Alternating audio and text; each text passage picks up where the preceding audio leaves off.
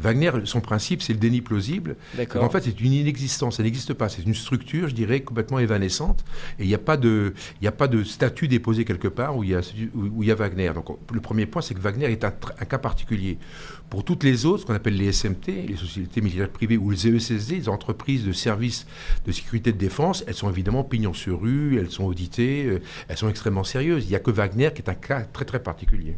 Alors, quelles sont les missions de ces sociétés ? Est-ce qu'elles agissent uniquement au profit des armées ? Non, parce que les clients sont assez variables. Il y a trois clients différents. Le premier client, sont les entreprises qui ont besoin d'avoir des ESSD pour se protéger dans les pays, je dirais, les pays en crise ou les pays un peu compliqués. Ça, c'est très important. C'est une partie extrêmement massive. Le deuxième, ce sont les bailleurs internationaux, comme l'Union européenne, les Nations unies, etc. Et le troisième, c'est l'État. Les États qui peuvent éventuellement compenser une partie des missions qu'ils ne peuvent plus faire compte tenu de l'état de nos armées, en tout cas de la baisse des effectifs, la baisse des budgets. Ils peuvent compenser avec des structures, je dirais, paramilitaires qui peuvent éventuellement faire des missions, je dirais, assez proches de celles que le régalien effectue. Et donc le grand public a découvert l'existence de ces milices privées avec Wagner justement au cours de ce conflit en Ukraine, mais en réalité ces milices sont utilisées dans beaucoup d'autres pays. Alors d'abord, le mot milice est un petit peu fort. Le mot milice, je dirais, implique quelque chose de très particulier qui n'est pas c'est péjoratif, ouais. Oui, ça implique quelque chose de très particulier, donc c'est pas vraiment le cas. Alors peut-être que Wagner pourrait effectivement tendre vers une espèce de cette idée-là.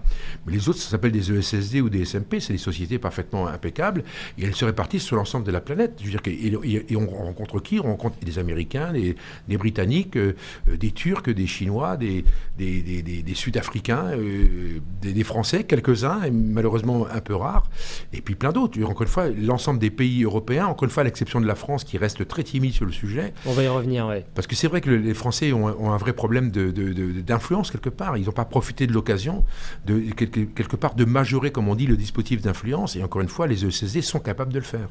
Quel est leur poids réel ? On parlait par exemple de Blackwater. Donc Blackwater, c'est américain, utilisé en Irak. Combien de soldats est-ce que cela représentait ? Alors représentait, parce que la boîte a été vendue il y a quelques années maintenant, mais à l'époque, ils étaient à peu près une trentaine de mille. Ce qui n'était pas monstrueux, avec des chiffres d'affaires très importants. Par rapport à l'armée régulière, est-ce qu'on a une tendance ? Alors, le ratio qu'il y avait en Afghanistan, en Irak, c'était en gros de 1 soldat pour un contracteur. C'est beaucoup. Donc c'est énorme. C'était colossal.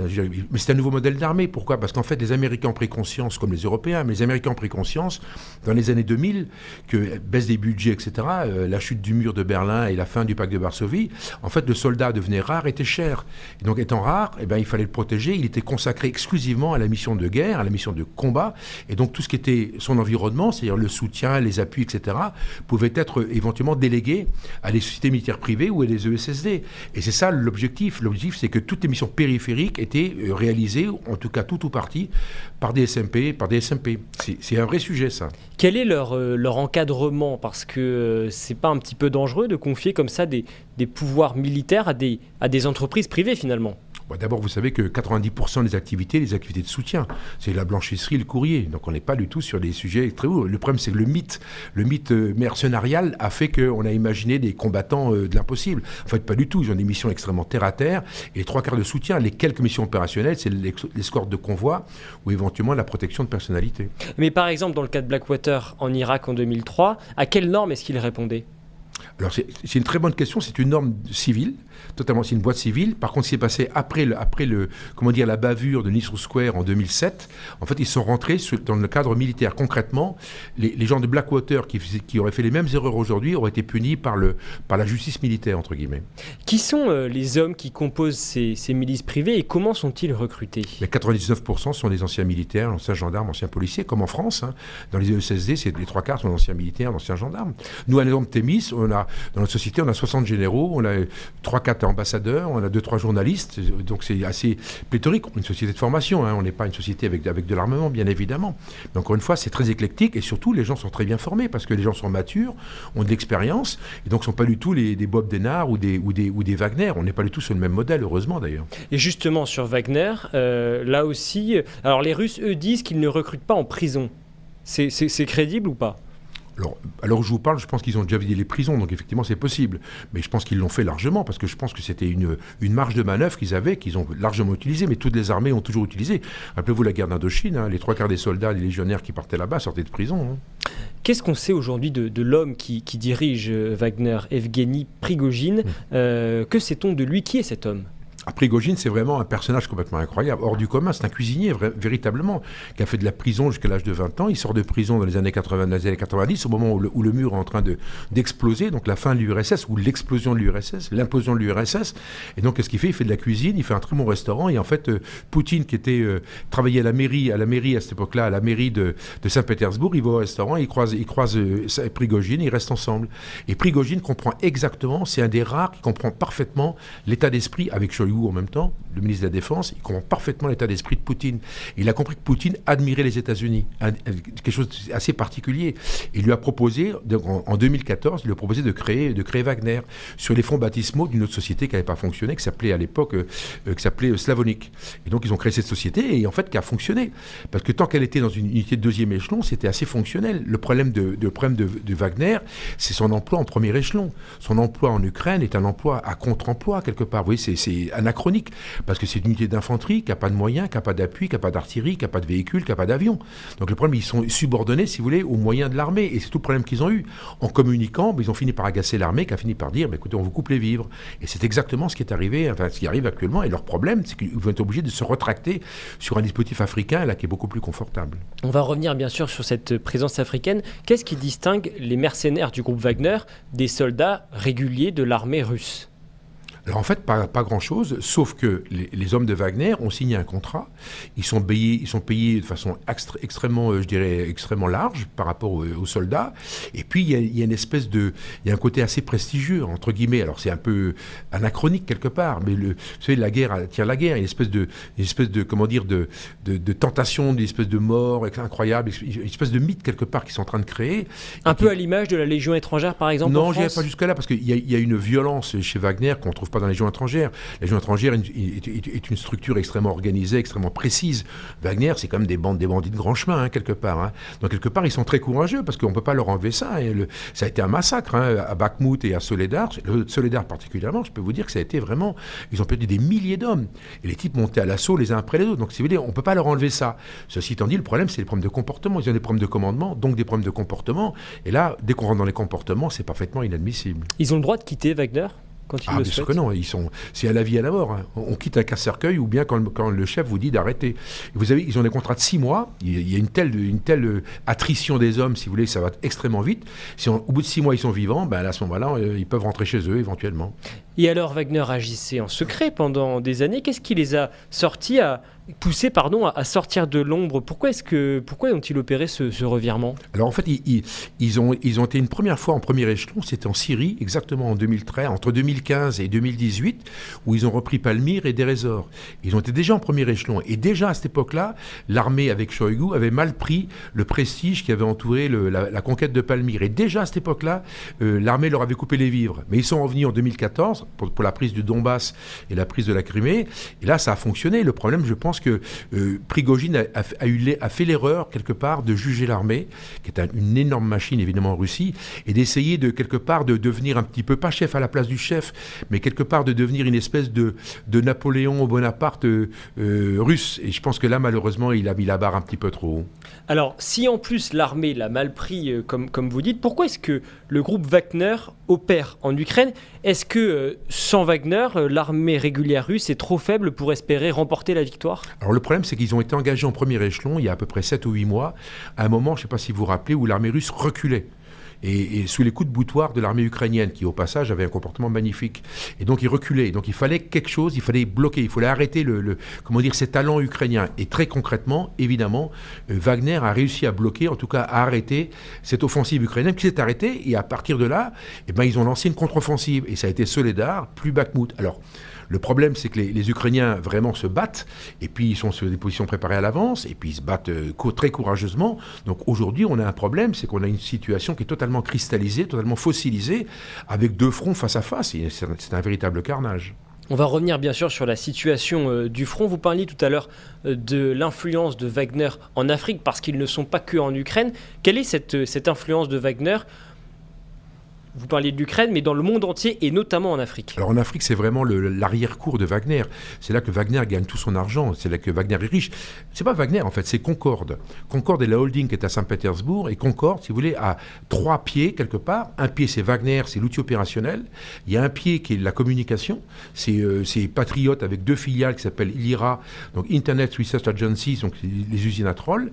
Et puis ils ont une boîte qui fait le narratif, qui s'appelle Riafan et qui fait les films qu'on voit, les dessins animés qu'on voit, etc. Ça, c'est le premier point.